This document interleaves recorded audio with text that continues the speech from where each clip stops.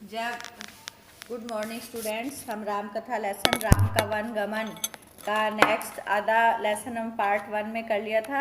Half lesson अब हम कर रहे हैं पेज नंबर 22 से, कि जब राम कहते हैं कि मैं पितृ आज्ञा है, मैं इसे पिता की आज्ञा मानकर वन में जाऊंगा। कौशल्या भी उनको रोकने की कोशिश करती है और बोलती है कि बेटा कि आप राजा मत बनो, परंतु आप यहीं रहो, अयोध्या में, वन नहीं जाना।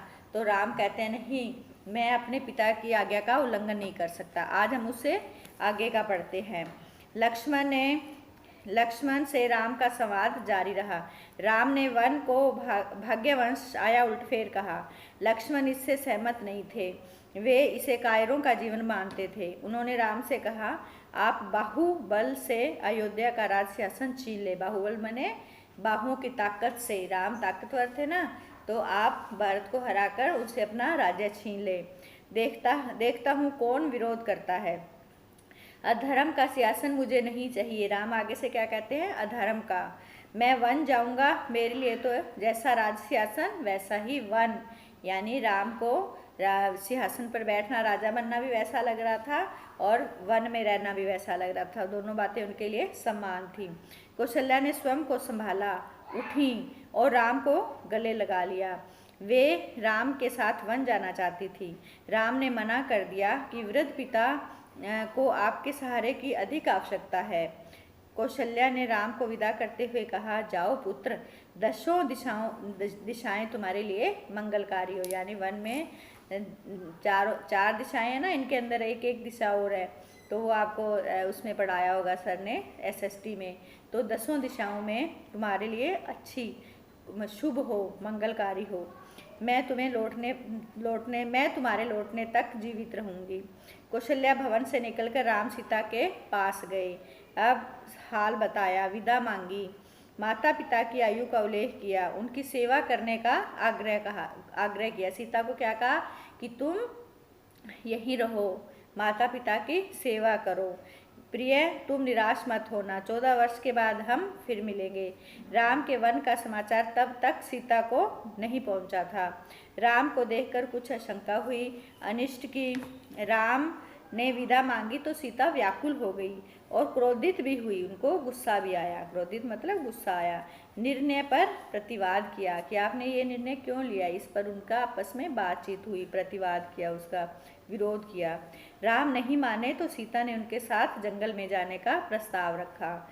जब राम नहीं माने कि मैं तो वन में जाऊंगा ही, तब सीता ने कहा तो ठीक है, मैं भी आपके साथ चलूंगी। मेरे पिता ने भी ये आदेश दिया है और मुझे कहा है कि मेरे पिता का आदेश है कि मैं छाया की तरह हमेशा आपके साथ रहूं।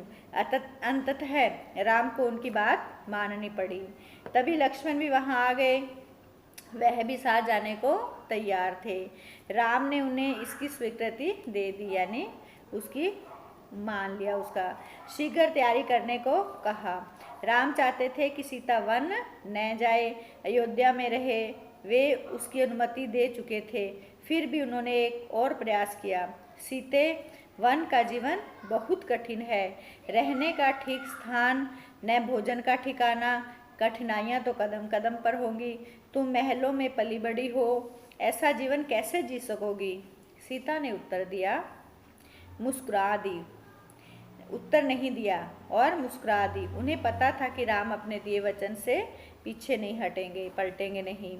राम वन जा रहे हैं, यह समाचार पूरे नगर में फैल चुका था। नगरवासी दशरथ और कैकेयी को धिक्कार रहे थे मतलब भला बुरा कह रहे थे। ये कैसे माता पिता हैं, आज राम का राज्याभिषेक था, वे राजा बनने वाले थे और वो अब उनको वन में भेज रहे हैं। पहले जहाँ उत्सव की तैयारियां थी, वहाँ उदासी ने घर कर लिया। सड़कें गिल्ली थी लोगों के आंसुओं से, यानी इतना रो रहे थे नगरवासी अयोध्या के कि उनके रोने से जो आंसू आ रहे थे उनसे सड़कें गिल्ली हो गई। जैसे बरसात से हो जाती है ना, वैसे कितना रोए होंगे अयोध्यावासी राम के लिए। सबकी इच्छा थी कि राम सीता वन न जाएं। वे उन्हें रोकना चाहते थे पर बेबस थे, यानी उनका कोई चल नहीं रहा था। राम, सीता और लक्ष्मण जंगल जाने से पहले पिता का आशीर्वाद लेने गए। महाराज दशरथ दर्द से करहा रहे थे। तीनों रानियां वहीं थीं, मंत्री आसपास थे। मंत्रीगण रानी कैकेयी को अब भी समझा रहे थे। क्षुब्ध थे। क्षुब्ध क्या होता है? दुखी होकर जो गुस्सा आता है ना, गुस्से में जब दुखी होते हैं, दुख का गुस्सा होता है, उसे क्षुब्ध। क्षुब्ध थे पर तर्क का साथ नहीं छोड़ना चाहते थे। ज्ञान, दर्शन, नीति, रीति, परंपरा सबका हवाला दिया। कैकेयी अड़ी रहीं। राम ने कक्ष में प्रवेश किया। कक्ष मतलब कमरे में। तो दशरथ में जीवन का संचार हुआ। इतनी देर जैसे वो निर्जीव टाइप हो गए थे, परंतु जैसे ही राम उनके कमरे में आए तो उनको लगा उनका जीवन वापस आ गया। वे उठकर बैठ गए। उन्होंने कहा, पुत्र, मेरी मति मारी गई। मति मैंने बुद्धि। मैं वचनबद्ध हूँ, ऐसा निर्णय करने के लिए विवश हूँ, पर तुम्हारे ऊपर कोई बंधन नहीं है। मुझे बंदी बना लो और राज संभालो। यह राज सिंहासन तुम्हारा ही है, केवल तुम्हारा। पिता के वचनों ने राम को झकझोर दिया, यानी कि अंदर तक हिला दिया। वे दुखी हो गए। उन्होंने नीति का साथ नहीं छोड़ा। आंतरिक पीड़ा आपको ऐसा करने पर विवश कर रही है। मुझे राज्य का लोभ नहीं है, मैं ऐसा नहीं कर सकता। आप हमें आशीर्वाद देकर विदा करें। विदाई का दुख सहन करना कठिन है, इसे और ना बढ़ाएं। इसी बीच रानी कैकेयी ने राम, लक्ष्मण और सीता को वल्कल वस्त्र दिए। वल्कल वस्त्र मतलब साधु संतों के जो गेरुए रंग के वस्त्र होते हैं ना, पीले, वो वस्त्र ला कर दिए। राम ने राजसी वस्त्र उतार दिए और तपस्वियों के वस्त्र पहने।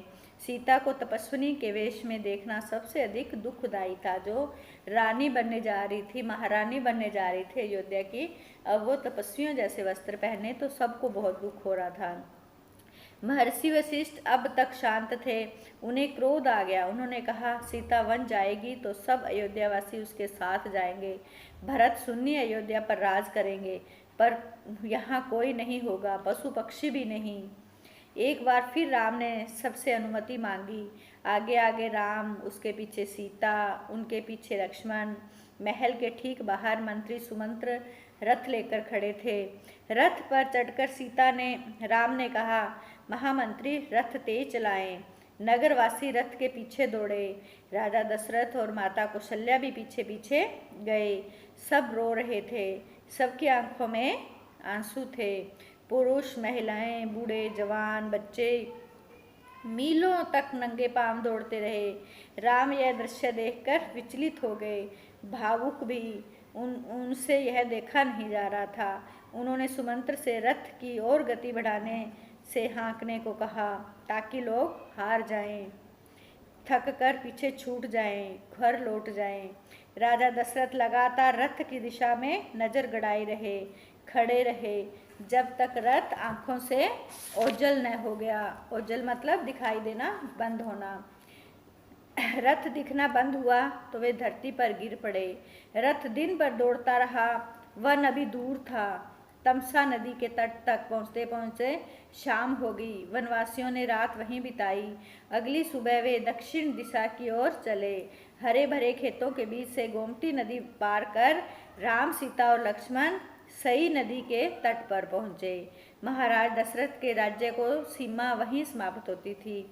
राम ने मुड़कर अपनी जन्मभूमि को देखा, उसे प्रणाम किया, कहा, हे जननी, अब 14 वर्ष बाद ही तुम्हारे दर्शन कर सकूंगा।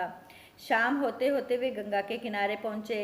श्रृंगेरवेरपुर गांव में निषाद राजगुरु ने उनका स्वागत किया। ये आपके क्वेश्चन है कि श्रृंगेरवेरपुर गांव में राम का स्वागत किसने किया? तो निषाद राजगुरु ने किया। ये आपके क्वेश्चन का आंसर है।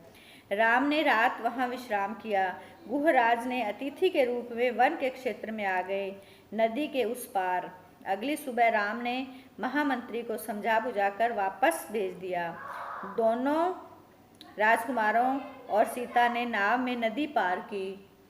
सुमंत्र तट पर खड़े रहे, वनवासियों के उस पार उतरने तक। उसके बाद वे अयोध्या लौट गए।